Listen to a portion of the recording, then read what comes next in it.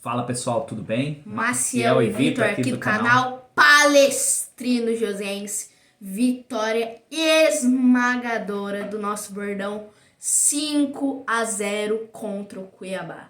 Isso, gols do Murilo meio que sem querer, né? Na canela, não precisou nem chutar para sair gol. Gol de pênalti do Estevão, depois uma jogada individual do próprio Estevão, depois Felipe Maurício e Felipe Anderson. Primeiro gol dele. Com 70% da jogada do Estevão, né? Que não ganhou o craque do jogo. Betano, quem ganhou foi o Maurício.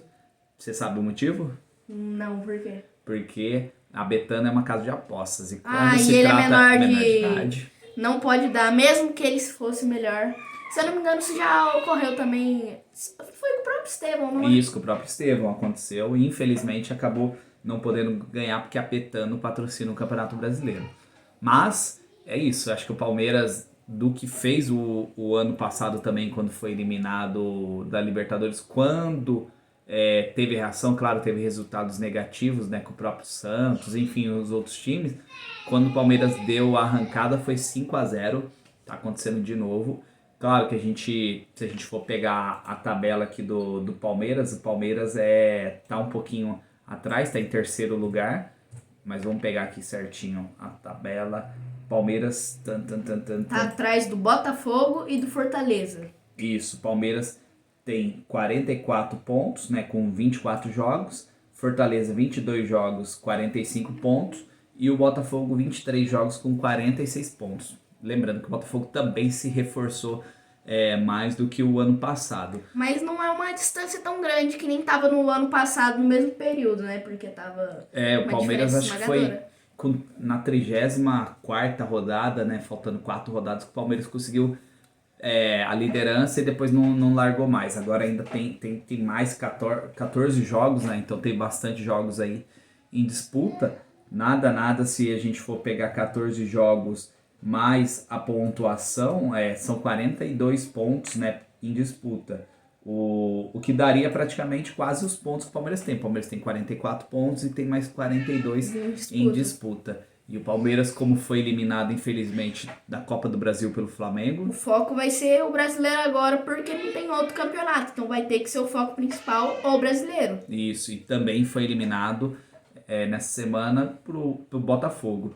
Claro que o Abel ficou muito irritado com a questão. Ele abriu ontem falando da coletiva que falaram que ele estava jogando de forma covarde, que muitos esperam muito dele, mais do que ele consegue entregar, tal. Eu sei que foi um pouquinho de desabafo, né, da parte dele, mas assim, tem coisas que tem que aceitar, né? O comandante é ele é bem pago, não tô tirando mérito, né? Ele, para mim, é o melhor técnico, ou um dos melhores da história, só que a gente perdeu oportunidades que não vão voltar atrás. Isso daí é fato, isso daí fica como a gente está fazendo agora de comentário, discurso, opinião, enfim, não vai mudar nada.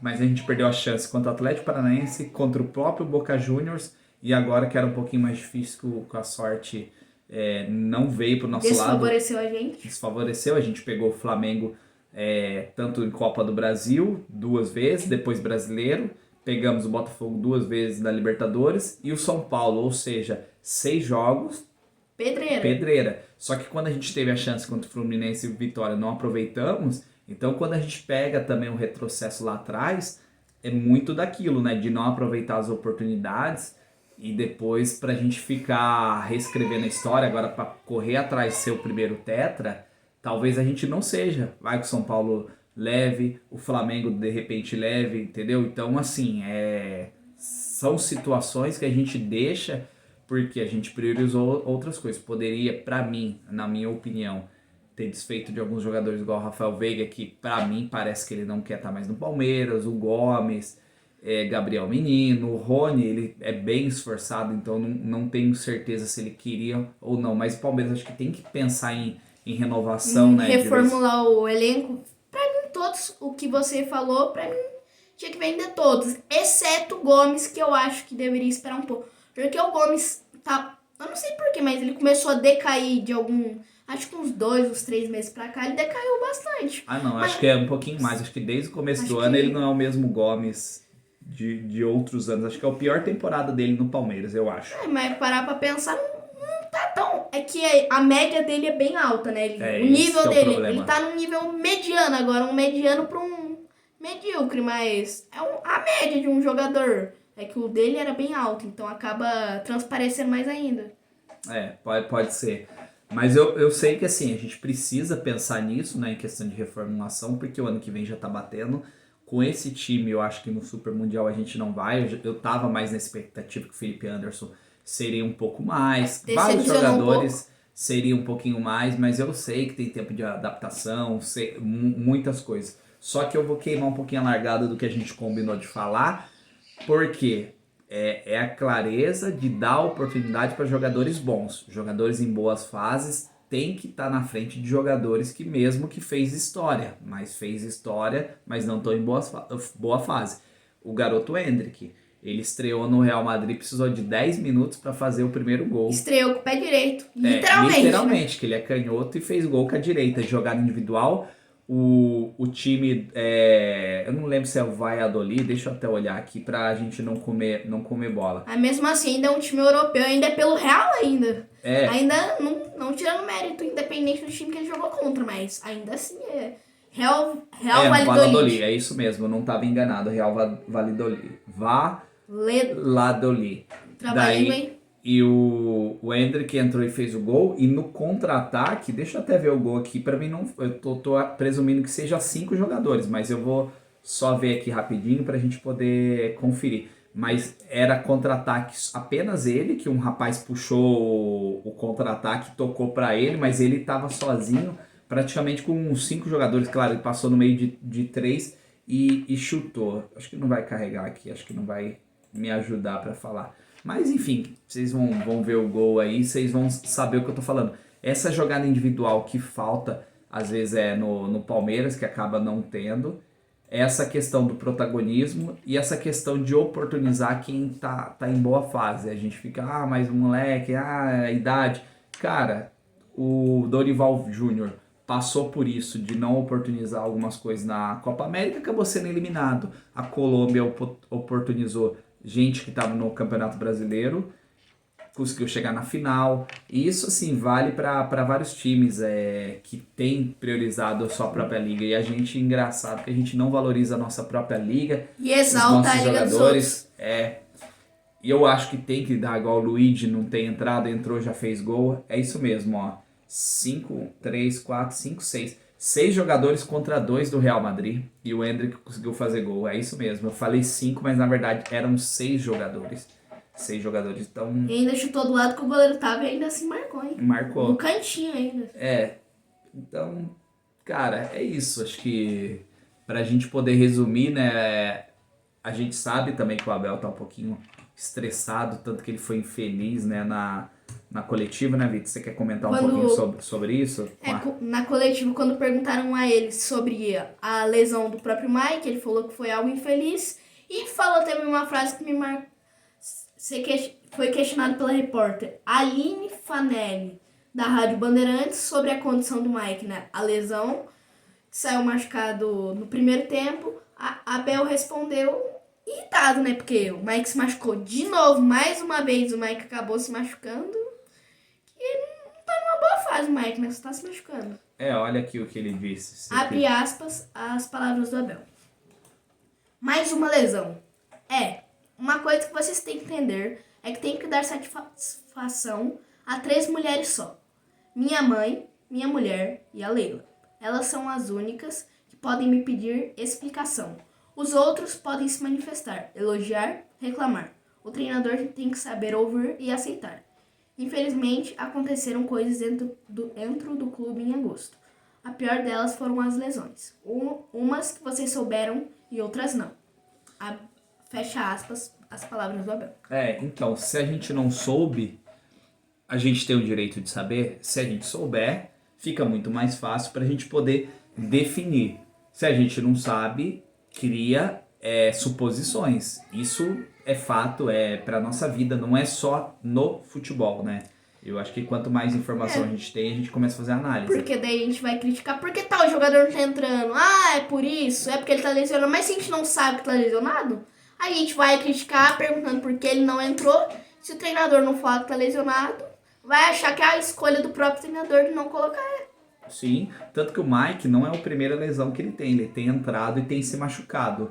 Aí a gente pergunta, por que, que o Rômulo não estava sendo utilizado? Todos os jogos que ele entrou bem, claro, não entrou assim super craque, mas ele entrou bem. Então, para uns vale entrar lesionado, não tá numa boa forma, porque tem que ser o sacrifício, para outros não. Aí assim, fica um pouquinho